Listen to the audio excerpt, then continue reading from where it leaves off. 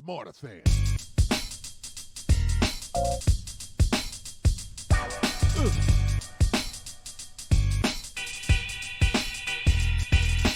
Smarterfan.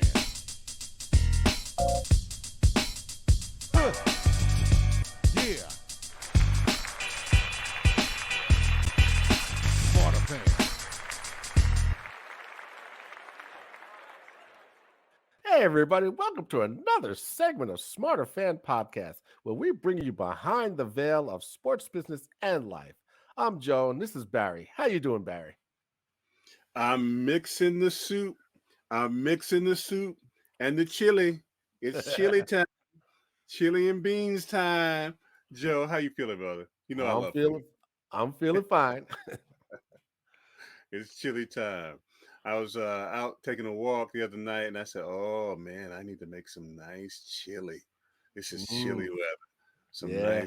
nice biscuits on the side, Mhm. nice salad. Anyway, back to sports. Back to sports. All right. So, this week, as we talked about how we got the sports cycles, Yeah. so hmm the WNBA has wound down, and the NBA is going to be starting up next week. Mercy. So I was keeping tabs on the Liberty and the Aces, you know, Mm. and as they squared off in their best of five in the finals. So the Aces, they took game one, behind Jackie Young and Kelsey Plum leading the scoring, you know, and the Aces, their defense just shut the Liberty down. Mm. And by the way, Kelsey Plum, she's married to Darren Waller of the Giants. Oh, really? Yeah, Well, they're yeah, gonna have some kids. I'll tell you that. yeah. He was cheering her on. He said, you know, so they won the game 99-82, and then game two, the Aces they just dominated. They basically ran the Liberty off the court. They Mm. won 104-76. Mercy, That was mercy. led by Asia Wilson's 26 points and 15 rebounds. She's a beast. Oh yeah, she's that made her the third player in WNBA Finals history to have at least 25 points and 15 rebounds in a game. You know, uh, the Liberty finally showed some signs of life in game three, by winning 87-73. That was led by Jonquil Jones and Brianna Stewart, but they fell short, in heartbreaking fashion. Uh, in game four with Asia Wilson getting her fifth double-double. Girl's a beast. She got to be 6'7", bro. She got to be 6'7", 6'8", bro. Yeah, she had 24 points and 16 rebounds. So she got the finals MVP. Mm-hmm. And, it came down to the last shot Oh wow. that was missed by Courtney Vandersloot. And they just lost a heartbreaker 70-69. Ooh, that is a heartbreaker. Yes, yes. Ooh, that's gonna leave a bad taste for a long time. You know that's right. Yeah. And that makes the Aces the third team to win back-to-back finals besides the LA Sparks in Yep. 02 and the Houston Comets in 2000. Yeah. Yeah. So, Yeah. so that with the WNBA as Mm-hmm. the season came to a conclusion. Now, the Warriors, they've been awarded a WNBA expansion team to begin Oh, to begin play in 2025. That making it the first franchise to join the league since 2008. So, makes sense. yeah, Makes the sense. team will be owned and operated by Joe LaCobb and Peter Guber, and they'll play their home games at the Chase Center, and they'll practice at the Warriors Oakland facility, and that's going to be their front office and the team's headquarters. Hmm. So, so they're coming along. They'll become the sixth NBA franchise to have a WNBA team. Besides Indiana, Minnesota, Brooklyn, Phoenix, Washington, and Washington. And the attendance and viewership are up, so they feel this is the best time to put a team in the Bay Area. So Absolutely. yeah, yeah. Hey, it's all about the money. You know that. All about the Benjamins. So, and then the Chicago Sky, they named a new head coach, Mm. WNBA legend and Hall of Famer Teresa Weatherspoon. Oh, really? Okay. Okay. Yeah, so yeah, she's going to be the new head coach. As she was a 5-time All-Star and she was an Olympian, Yeah. college national champion, and she spent her first 7 years with the Liberty and her last year with LA. So she was the first NBA player to be named Defensive Player of the Year in '97. Mm-hmm. And Erica Ball. yeah, oh, definitely, definitely. And she's in 5 Hall of Fames. Jeez. Yeah. Uh, she's in the Naismith Memorial Basketball Hall of Fame. And Springfield, Massachusetts. yeah. And she's in the Louisiana Sports Hall of Fame, you know. And she's bringing it. She's got well over a decade of coaching experience, Mm. which began in 2007. So they're actually going to have a press conference on opening day of the NBA. They're going to have the press conference to announce her being the head coach of the Chicago Sky. Nice, nice, nice. So that's my little tidbit about the WNBA. What do you got going? Well, I got Coach Prime. Mm-hmm. I got Coach Prime was Coach Prime might as well get a pulpit because he was preaching today. I bet. Preaching to the young men about life and learning how to turn down the volume of the noise, focus on what you need to do. And I think we're up to see something quite unique, Mm-hmm. which is, a lot of people have been in my ear, blah, blah, blah, blah, blah, blah, blah. And I said, I'm trying to tell you, if it finally kicks in with these boys, Mm-hmm. 9 months. I said to one person, I said, these guys have been together 9 months. All the teams they're playing against have been together at least 2 years. And they're getting a baptism by fire. Yeah. Literally. Yeah. By fire. Right? Yeah. And I said, do not be surprised if they end the season, the second half of the season, 5-0. Simply because of what they went through the first half of the season. Yeah. Yeah. Baptism of fire, dealing with the pressure, dealing with the demands, dealing with, you know what I'm saying? Right. Really a pressure cooker to the point that pretty much sometimes you can play football and never have all those experiences in 4 years. These guys had it in the first half of their playing career in Colorado. They've seen it all. They have literally seen all you can see and on a field and off the field and under some Yeah. extremely bright lights. They're not stuck up in a corner in Oregon or down in the bayou. They are front and center. Now they are, yeah. You know what I mean? Yeah. They are probably one of the hot. I mean, they get more shine. I can't even tell you who the national champion is. Who won the national championship last year? I can't. Georgia. Okay. See how long it took me to bring that back up? I Yeah, haven't seen that's one right. game of Yeah. Georgia, and they're the Yeah. national champions. But I know more about Colorado. I know what they eat. I know what they like to do. I know players. I know what uniform they're gonna wear. You see what I'm saying? So the person said to me, both of them said to me, you got a point there. I said, do not be surprised if they go 5-0 because of the baptism that they've gone through. They've seen it all.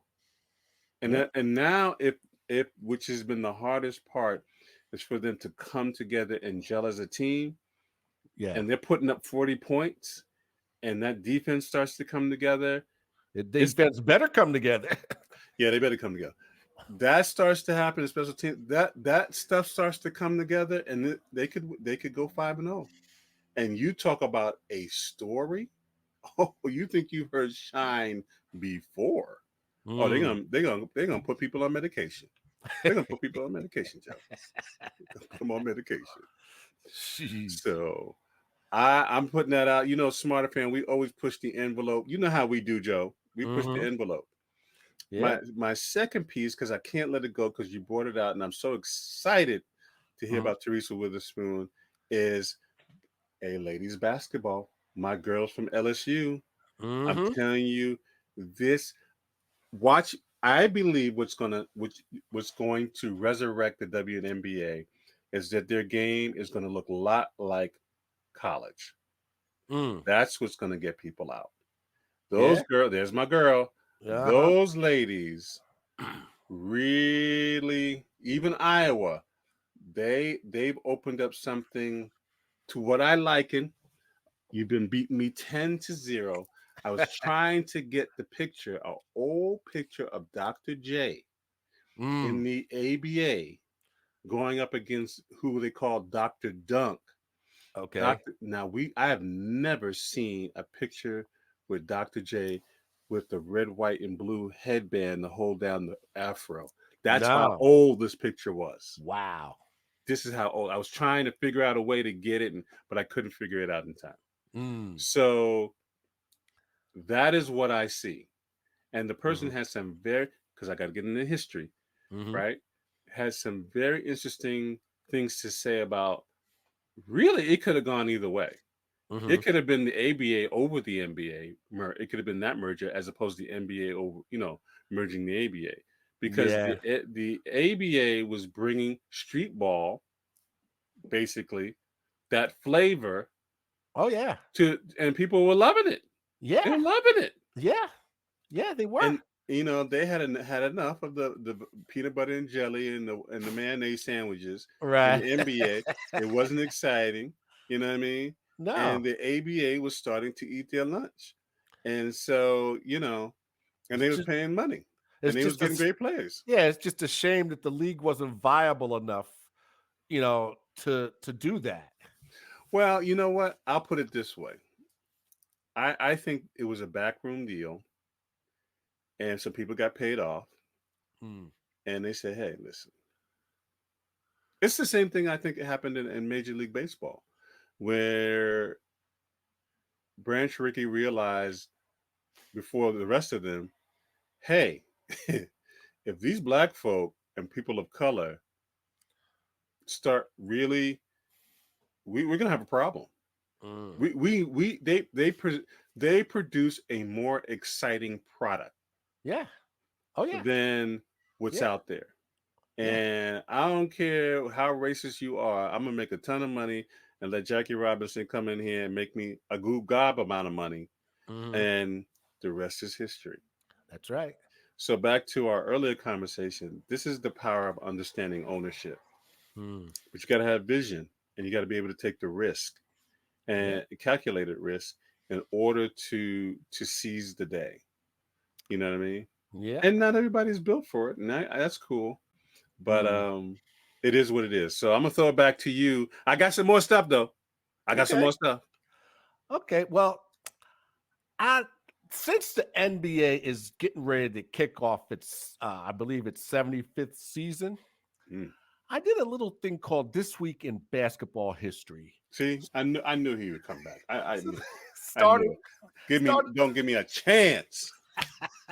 starting with October 15th, where in 1965, Rick Barry made his debut for the San Francisco Warriors. The underhand foul line Free, shot. free Uh, thrower, yes, yes. Also on this day in 1966, Bill Russell became the NBA's first black head coach That's right. when he was designated as player coach of the Celtics. Yep. That's You right. know, and That's right. yeah, and on this day in 1971, Mm. uh, Dr. J made his debut with the Virginia Squires. Wow. I wonder if Moses Malone was still there when Doc went there, because Moses played for Virginia Squires too. Well, I wonder. actually, Moses Malone was drafted by the Utah Stars. Um, I have that here somewhere, but you know, and on October 16th, 1962, Dave DeBusschere made his debut with the Pistons. Oh, wow. He had that killer corner jumper. Mm, He never missed from that corner. mm. Giving you the business. Oh yeah, yeah. And on this day in 1965, Billy Cunningham debuted for the Sixers. Mm, mm, Became mm. a hell of a coach. Well, okay.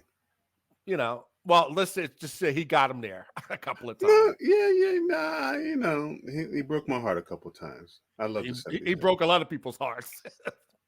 you know. But yeah. So and also on this day in 1968, Wes Unseld debuted for the Baltimore Bullets. Yeah, Big West. Yeah, he Big just West. passed away not so long ago. Yeah, Big West.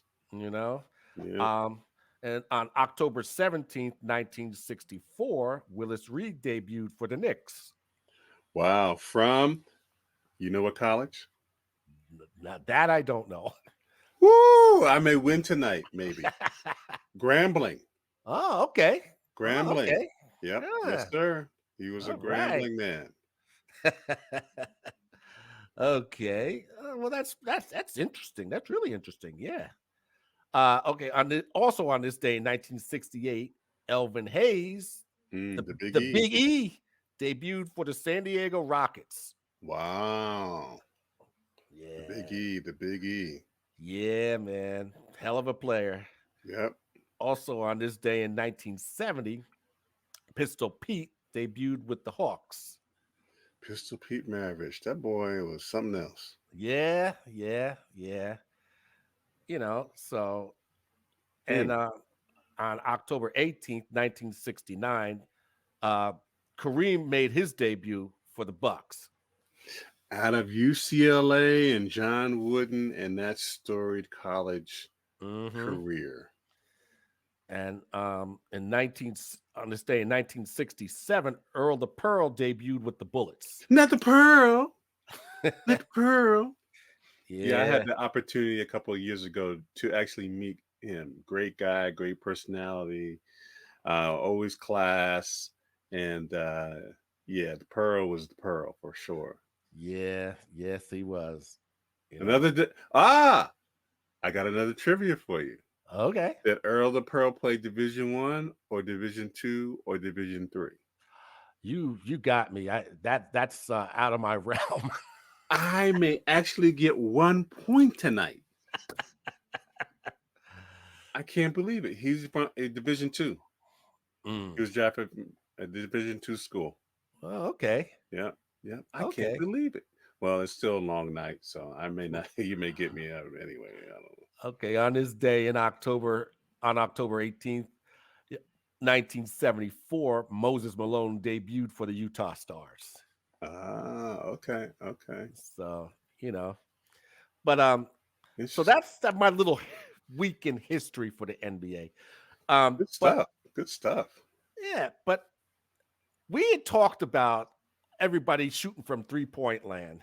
Mm-hmm. So, to your point, somebody heard you because Really? the NBA's offensive efficient, their league-wide efficiency has been trending up, for the last 8 years, but this trend saw a drop in percentage of 3-point range. Mm-hmm. But while offenses were shooting fewer threes, the offensive rebounding percentage was the highest in the last 8 years. And 2-point percentages have reached an all-time high of 54.8%. So they're taking more high percentage shots like you talked about. Yeah, I mean, Steph Curry, you're not gonna find. It's not like you pick a Steph Curry up off a tree like a piece of fruit. Most people can't shoot from that far. No? It takes another level of skill. You got to heave it from farther. You got to jump it from farther. You got to have very good eyesight from farther. Yeah. You know what I'm saying? Yeah. And so I think it goes like anything else with a trend. Eventually, what was old is new, and what is new is old. That's You right. know what I mean? And I think what else is it's not exciting as it once was. And I think No, people want to see basketball, exactly. Exactly. like cutting and slashing and dunking and post up play and people That's bumping into each other and yeah, and tough defense. They want that's basketball. yeah, that's what I was used to seeing, you Yeah, know? and I think that's what people you want to see. It had its trend, it had its run, and not that it'll totally go away, but I don't think going forward is going to be what it was. I think it was Mm, exciting it was just you have to have a gimmick to keep yeah, the people in the seats, and it was a good gimmick. But again, yeah. Curry don't grow on trees. Clay Not Thompson don't grow on trees. not at all. You know what I mean? And our free throws were also the highest mark in the NBA history at 78.2%. But we know what that's about. That's about the flopping, Yeah, yeah, and yeah, you yeah. know? So, you And they're know, gonna have to come back. They're gonna have to come back and play some real basketball. And I think, like anything else, people will get excited again about real basketball and real skill and all that good stuff. yeah, Yeah, you know, I think so. So now the Knicks and the Nets, the Knicks will always be the bigger deal in New York, regardless of how well either one of them is playing. You know, so uh the Knicks they made themselves must watch TV last season, by making the yeah, deepest playoff run since the yeah. 2012 season. Thanks to the leadership of and playmaking of Jalen Brunson. That was a good pickup for them, Mm-hmm. who helped the team which reach the Eastern Conference semifinals. And he was what the team needed and was pivotal in Julius Randle returning to form. Hmm. Actually, Randall, he finally got over himself, is what it was. Yeah, well, that's what it's going to take, in order for them to make a run, you know, and to be competitive. And yeah, see, this is why I think history is so important because if these guys could really get to understand, there's think about this. Magic Johnson hasn't picked up a basketball in at least 30 years, mm, but he's still relevant. of Showtime course, Lakers are still relevant. yeah, yeah, In certain markets, if you win, you're immortal. mm, You're for immortal. sure, I for mean, we're sure, still talking about Joe Willie Namath.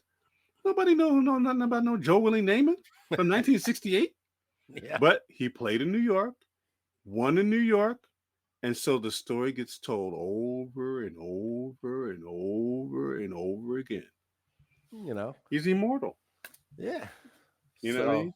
yeah, So if these guys could understand, hey man, if I win in New York, man, I could be immortal. definitely, definitely. But the Nets finally took the interim title off of Jacques Vaughn and made him the full time coach. Good. I'm happy for Jacques. Yeah, I'm happy and for him. definitely, and with the departure of the three ring circus, the Nets are finally settling down, and they made their fifth straight postseason, and they acquired Mikal Bridges in the Durant trade, Okay. and he's going to add some not much needed defense, Mm-hmm. and they if Ben Simmons can get back to his form, you know, he would complement Dorian Finney-Smith at Dinwiddie and Cam Mm-hmm. Johnson and Nick Claxton, but nonetheless, no matter what the Knicks do, no matter what the Nets do, the Knicks are always going to be the class of the city. So, Well, let me tell you something. You're right, but winning can tilt anything. mm, Winning can tilt anything. And you know how New York loves a winner. New York has three football teams. yes, they do, but only Yeah. one of them plays in New York. Hey, you can't be perfect, right? So, So, what do you got? what do I got? I talked about my LSU ladies. I Mm-hmm. talked about Coach Prime. Mm-hmm. Um, oh, what was I had something special Yeah. about Well, I wanted to talk a little bit about Aaron Rodgers, Mm-hmm. right? Okay. And then what Aaron Rodgers is going through, and the possibility he could show up before it's all said and done this year. Mm-hmm. It's nothing like the medical miracle that medicine can do when an athlete gets injured. You know what I mean? I, And I so I've mhm, always said that athletes have the best medical plan in the world. it can be that way, but you have to be Yes. diligent about it. You Oh, know, no doubt. I always say you have to be a Tom Brady, LeBron type of mentality where Mm. they really embrace it and they've customized it for them. Yes. And so they're reaping the benefits. You Mm-hmm. know, they're playing longer, their bodies are healing better, you know, they're having a better quality of life after they're, you know, after playing, especially time in such a violent game. Mm-hmm. You know, and LeBron is still giving people the business. Mm. Yeah, yeah. That's for sure. He's still giving people the business. I'm like, yeah, yeah. I'm telling you, that money's paying off. Returns. He's giving you the business. I mean, you imagine being Mhm. out on the court and somebody saying, LeBron,